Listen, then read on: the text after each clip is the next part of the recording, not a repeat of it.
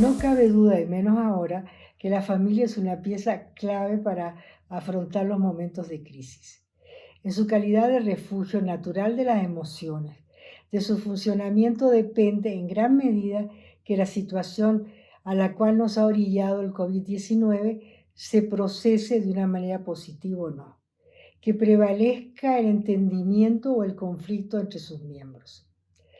La reclusión obligada ha agregado un elemento de presión inédito a la convivencia familiar, especialmente tratándose de familias nucleares.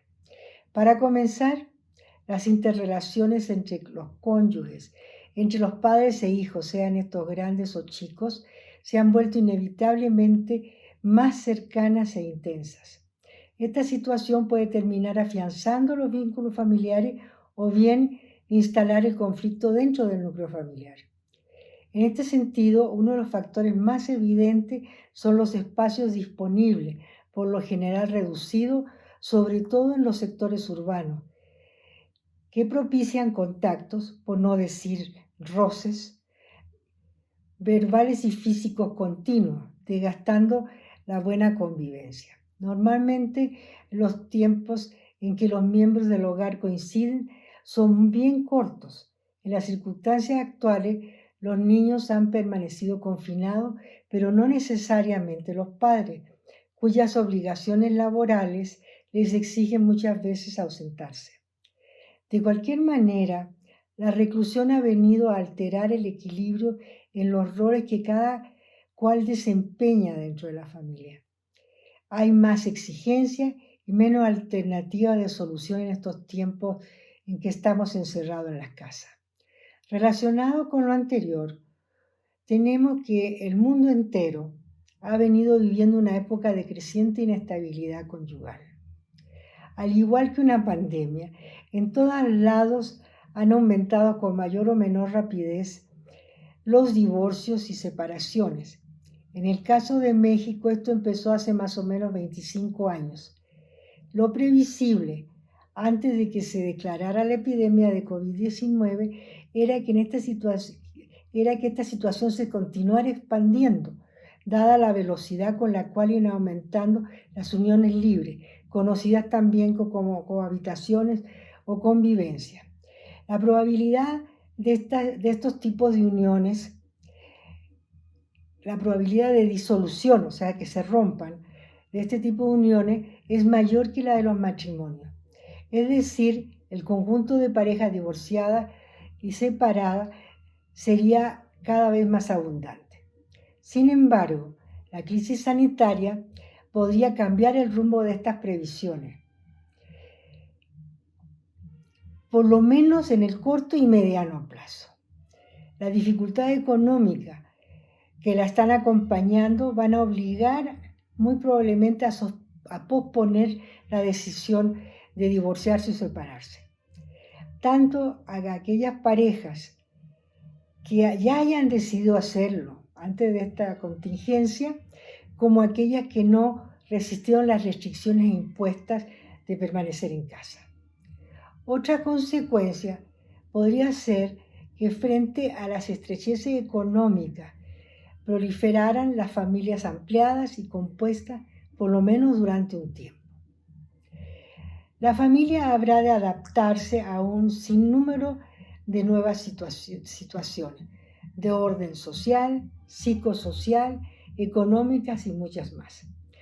Sin duda, las relaciones de género existentes en el ámbito conyugal jugarán un rol esencial en la forma de sobrellevar el confinamiento, como también las redefiniciones de estas relaciones que puedan surgir de esta situación. De cualquier forma, las tensiones e incluso la violencia estarán presentes aun cuando muchos de los problemas terminen por resolverse. Estas situaciones de tensión propias de la reclusión prolongada obligan a pensar en la conveniencia de un regreso de los estudiantes a las escuelas y de sus progenitores a los trabajos.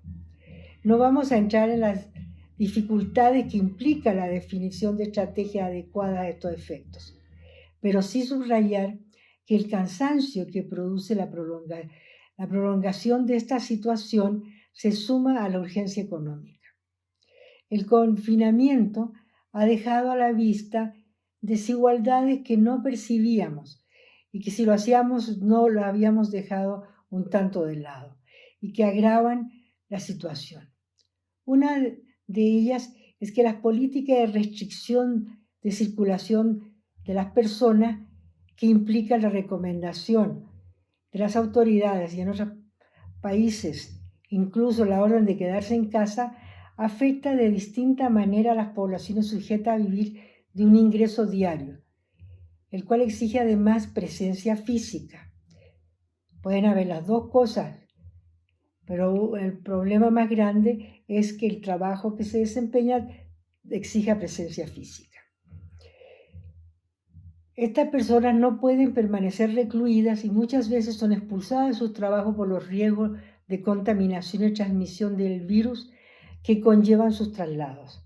Así tenemos que las carencias económicas que se están produciendo con la pandemia se estarían exacerbando las tensiones. Y, ¿por qué no decir la violencia dentro de los hogares? Sin contar que incrementan el riesgo de contagio del COVID-19. O sea, hay sectores donde la circulación del virus va a ser más intensa por sus condiciones de trabajo que lo obligan a salir de casa y pueden contagiarse y llevar esto a sus propios hogares. Se trata de problemas de la hora, no del mediano plazo, y por lo mismo deben tomarse provisiones cuanto antes. Debe abordarse este tema más abiertamente dentro de la sociedad. Bueno, como se comentan muchas otras cosas, comentar más sobre este tema.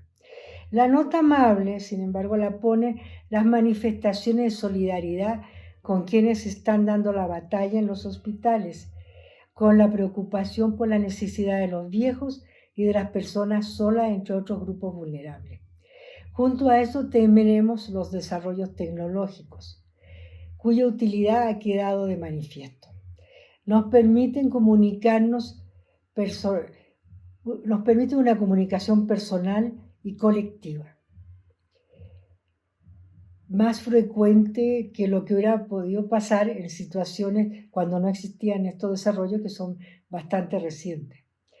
Las clases a distancia, el home office, así como los WhatsApp, el Skype, el FaceTime, el streaming, brindan la posibilidad de estar en contacto con el resto de los familiares, de los amigos y de los compañeros de trabajo. Esto sin olvidar el gran aporte de los medios de comunicación para entretener e informar a la población de la evolución de la crisis sanitaria, así como de las exigencias impuestas por las autoridades para doblegarla.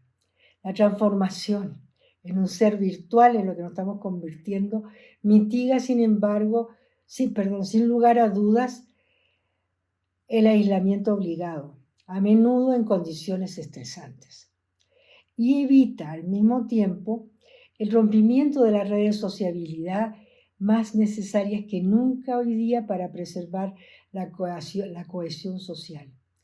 Esperemos que así las cosas, el regreso a la realidad con mayúscula, cuando salgamos a la calle, sea menos difícil de lo que auguran las circunstancias.